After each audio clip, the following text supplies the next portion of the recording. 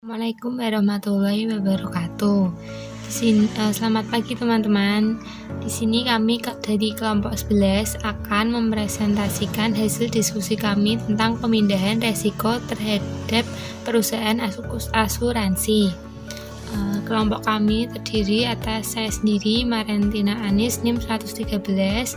Kemudian ada teman saya, Andini Joyce, NIM 120.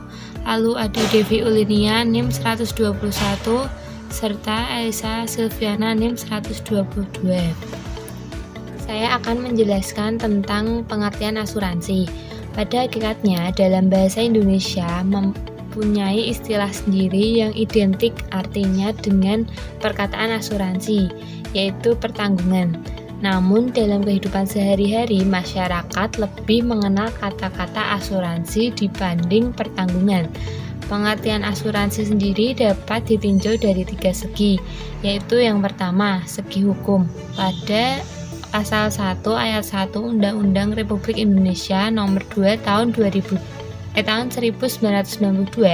asuransi atau pertanggungan adalah perjanjian antara dua pihak atau lebih, dengan mana pihak penanggung mengikatkan diri dengan tertanggung dengan menerima premi asuransi untuk memberi penggantian kepada tertanggung karena kerugian, kerusakan, atau kehilangan keuntungan yang diharapkan, atau tanggung jawab hukum kepada pihak ketiga yang mungkin akan diderita tertanggung yang timbul dari suatu peristiwa yang tidak pasti, atau untuk memberikan suatu pembayaran yang didasarkan atas meninggal atau hidupnya seseorang yang dipertanggungkan. Yang kedua, dari segi ekonomi, suatu sarana yang ada di dalam masyarakat untuk mengalihkan suatu risiko yang belum pasti terjadi dengan biaya yang sekecil-kecilnya, yaitu berupa premi yang relatif murah atau rendah untuk mendapatkan hasil yang maksimal, yaitu suatu kepastian apabila risiko tersebut terjadi. Yang ketiga, dari segi industri asuransi itu sendiri, suatu sarana yang ada di dalam masyarakat dalam memberikan ganti rugi mana didapat dari hasil premi yang terkumpul apabila risiko tersebut terjadi di para anggota yang turut dalam rencana termaksud. Dari pengertian di atas tadi, asuransi dapat disimpulkan sebagai salah satu teknik untuk mengelola risiko yang cukup banyak digunakan. Asuransi bisa dipandang sebagai alat di mana individu bisa melakukan transfer risiko ke pihak lain, dalam hal ini perusahaan asuransi, di mana pihak asuransi akan mengakumulasi dana dari individu untuk memenuhi keuangan yang berkaitan dengan kerugian yang muncul. Pengertian semacam ini mengandung 2 kata kunci, yaitu transfer risiko dan sharing kerugian. Selanjutnya, fungsi asuransi. Fungsi asuransi menurut Susman terdapat 4. Yang pertama yaitu menyebar kerugian dengan keadilan. Kerugian yang mungkin terjadi pada tertanggung didistribusikan secara adil oleh perusahaan asuransi dengan premi yang dibayarkan oleh tertanggung tersebut. Premi yang dibayarkan oleh masing-masing tertanggung seimbang dengan besarnya kemungkinan terjadinya kerugian dan besarnya uang pertanggungan yang dapat dituntut oleh tertanggung kepada penanggung. Yang kedua, mengurangi kerugian pihak penanggung. Perusahaan asuransi meminimalkan kemungkinan terjadinya suatu resiko atau kemungkinan menurunnya tingkat kerugian atau membatasi kerugian yang dapat terjadi. Hal ini terjadi karena adanya rekomendasi yang diberikan penanggung setelah dilakukannya survei risiko pada tertanggung melalui underwriter. Underwriter berperan dalam menilai tingkat risiko dan menentukan tarif premi akan risiko tersebut. Survei atau penilaian dilakukan dengan menelisik sebab dan cara pencegahan risiko atau kerugian melalui usaha penyelamatan. Yang ketiga, pemberian bantuan pada pemodal. Seorang penanam modal memiliki kemungkinan untuk membatalkan rencana menanamkan modal pada usaha tertentu karena tidak ingin mengalami resiko kehilangan investasi jika terjadi suatu permasalahan dalam bisnisnya. Melalui asuransi, pemodal tersebut dapat terhindar dari ketidakpastian atau akan kemungkinan terjadinya resiko kehilangan investasi, sehingga perhatiannya dapat difokuskan pada kegiatan bisnisnya.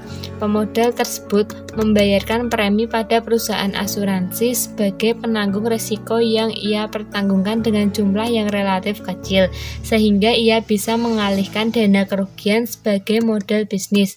Dan yang terakhir, investasi asuransi melalui premi yang terkumpul dari para tertanggung. Penanggung dapat memanfaatkan dana tersebut untuk digunakan dan dikembangkan sebagai investasi yang menguntungkan. Hasil investasi tersebut juga dapat digunakan oleh perusahaan asuransi untuk menurunkan biaya premi yang dibebankan pada tertanggung. Selanjutnya, saya akan membahas mengenai jenis-jenis asuransi. Ada beberapa jenis asuransi. Yang pertama, asuransi kendaraan. Asuransi ini memproteksi kerugian keuangan yang disebabkan oleh terjadinya kecelakaan. Yang kedua, ada asuransi rumah. Asuransi ini memberikan proteksi keuangan bagi pemegang polis akibat bencana yang dialami oleh pemegang polis. Yang ketiga, ada asuransi bisnis. Di dalam asuransi bisnis ini terdapat 4 jenis asuransi. Yang pertama, ada asuransi properti yang meliputi perlindungan jika terjadi kehilangan atau kerusakan pada properti yang digunakan dalam bisnis. Yang kedua, ada asuransi kewajiban yang meliputi perlindungan atas kerugian yang dialami perusahaan akibat kegagalan produk, kesalahan dalam memberi pelayanan, kerusakan properti orang lain akibat aktivitas perusahaan, hingga tuntutan hukum yang ditujukan perusahaan karena perusahaan dituduh melakukan pencemaran lingkungan. Lalu ada asuransi kendaraan komersial yang memberikan perlindungan pada kendaraan yang digunakan yang terkait dalam kegiatan bisnis perusahaan.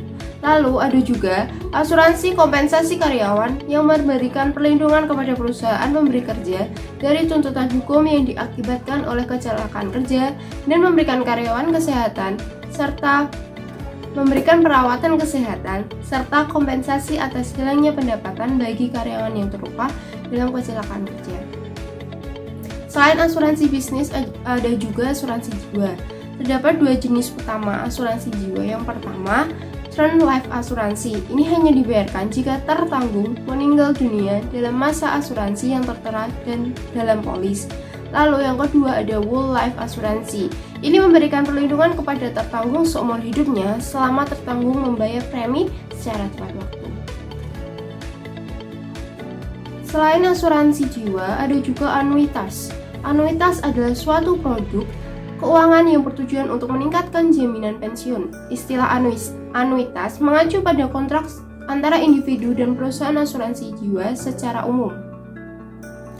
Lalu ada juga asuransi perawatan jangka panjang. Asuransi ini dibayarkan untuk membantu individu yang tidak mampu melaksanakan kegiatan hidup sehari-hari tanpa pendampingan atau pengawasan karena adanya gangguan kognitif seperti penderita Alzheimer.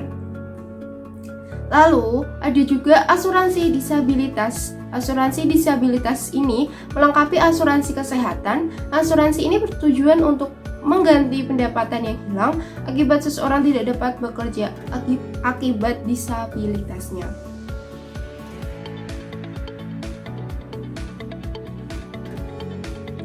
Selanjutnya, peran asuransi dalam pengendalian risiko. Ada beberapa peran asuransi dalam pengendalian risiko, meliputi menghindari risiko, mengurangi risiko, menahan risiko, mengalihkan risiko, dan membagi risiko. Dalam proses pengalihan risiko, Rusman mengemukakan bahwa pemilik risiko membeli proteksi asuransi guna memindahkan risiko yang dimilikinya sebagian atau seluruhnya pada perusahaan asuransi. Dengan demikian, risiko telah beralih dari pemilik risiko pada perusahaan asuransi, Sehingga ketika resiko yang dipertanggungkan terjadi tidak akan mengganggu stabilitas kegiatan ataupun keuangan pemilik resiko. Proses ini disebut dengan mekanisme pengalihan risiko atau risk transfer mechanism. Selanjutnya saya akan menjelaskan tentang transfer resiko. Transfer resiko adalah teknik manajemen resiko yang lumrah dilakukan di mana potensi terjadinya kerugian dialihkan kepada perusahaan asuransi. Untuk mengkompensasi resiko yang ditanggung tersebut, perusahaan memberikan pembayaran berkala pada pihak ketiga yang ditunjuk. Selanjutnya, terdapat beberapa pertimbangan penting dalam pelaksanaan transfer resiko, khususnya dalam kegiatan bisnis, yaitu yang pertama, kendalikan jenis dan besarnya kewajiban yang ditanggung. Mengingat bisnis yang dimiliki mungkin merupakan bagian dari beberapa hubungan kontraktual sekaligus. Yang kedua, identifikasi peluang mengelola resiko dengan meminta pihak lain memikul tanggung jawab mereka. Yang ketiga, manajemen kewajiban yang efektif dapat menurunkan biaya keseluruhannya, sehingga membantu perusahaan agar tetap kompetitif dalam bersaing di pasar. Non menjelaskan bahwa peran asuransi dalam mengelola resiko adalah sebagai berikut. Yang pertama, memberikan keuntungan pada arus kas perusahaan dan kemudahan dalam melakukan klaim. Yang kedua, memberikan bukti asuransi kepada regulator dan konsumen. Yang ketiga, meminimalkan atau bahkan menghapus biaya transfer resiko. Yang keempat, mengatasi kekhawatiran pihak ketiga atau mitra bisnis atas bisnis yang dimiliki. Selanjutnya, menurut International Risk Management Institute 2020, selain berperan dalam pengalihan resiko, peran lain asuransi yaitu dalam pembagian resiko atau risk sharing.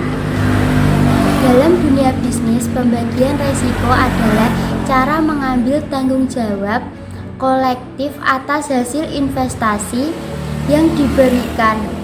Pembagian resiko oleh kepada mitra yang dimiliki dalam bisnis mengurangi besarnya resiko yang dihadapi oleh suatu perusahaan.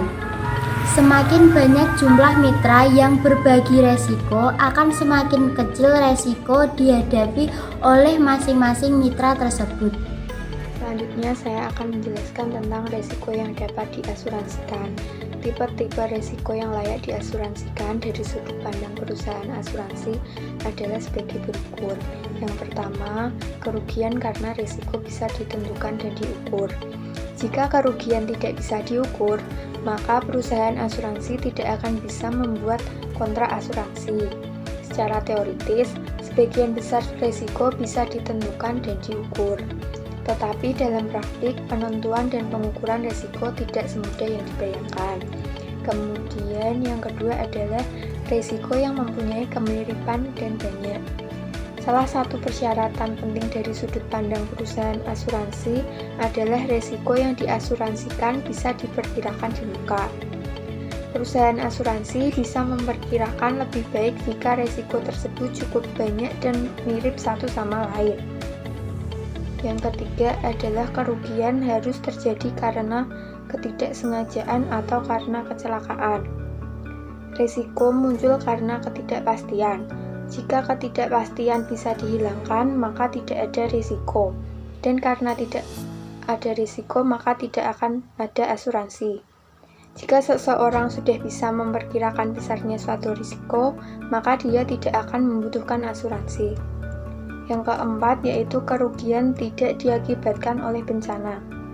Salah satu tujuan mengumpulkan eksposur risiko adalah agar terjadi diversifikasi, yaitu kerugian yang muncul bisa ditanggung oleh premi dari nasabah lain yang tidak mengalami resiko tersebut. Yang kelima yaitu kerugian yang besar. Perusahaan atau individu seharusnya mengasuransikan risiko yang mempunyai potensi kerugian yang besar. Tidak akan ekonomis jika perusahaan atau individu mengasuransikan risiko yang potensi kerugiannya kecil. Yang terakhir yaitu probabilitas terjadinya kerugian tidak terlalu tinggi. Jika probabilitas terjadinya kerugian terlalu tinggi, maka premi yang dibebankan oleh perusahaan asuransi menjadi sangat tinggi. Premi total tersebut menjadi sama dengan kerugian yang akan ditanggung oleh perusahaan asuransi karena resiko tersebut, ditambah dengan biaya overlead oleh perusahaan asuransi dan target keuntungan perusahaan asuransi tersebut. Selanjutnya, saya akan menjelaskan tentang resiko perusahaan sebagai sumber dana untuk investasi dan pemindahan resiko. Perusahaan asuransi sebagai salah satu lembaga keuangan bukan bank dapat mengarahkan dana-dana yang tersedia untuk investasi pada bidang lain di luar asuransi. Bukan hanya karena bilangan kecil, tetapi juga karena adanya suatu pemasukan yang kontan, sehingga jumlah uang yang tersedia selalu melebihi cadangan pembayaran klaim. Asuransi kerugian dan tanggung jawab lebih sedikit perannya dalam pasar modal dibanding asuransi jiwa. Hal ini terutama dikarenakan kontrak asuransi kerugian menumpuk pada lebih sedikit dari hasil pengumpulan preminya.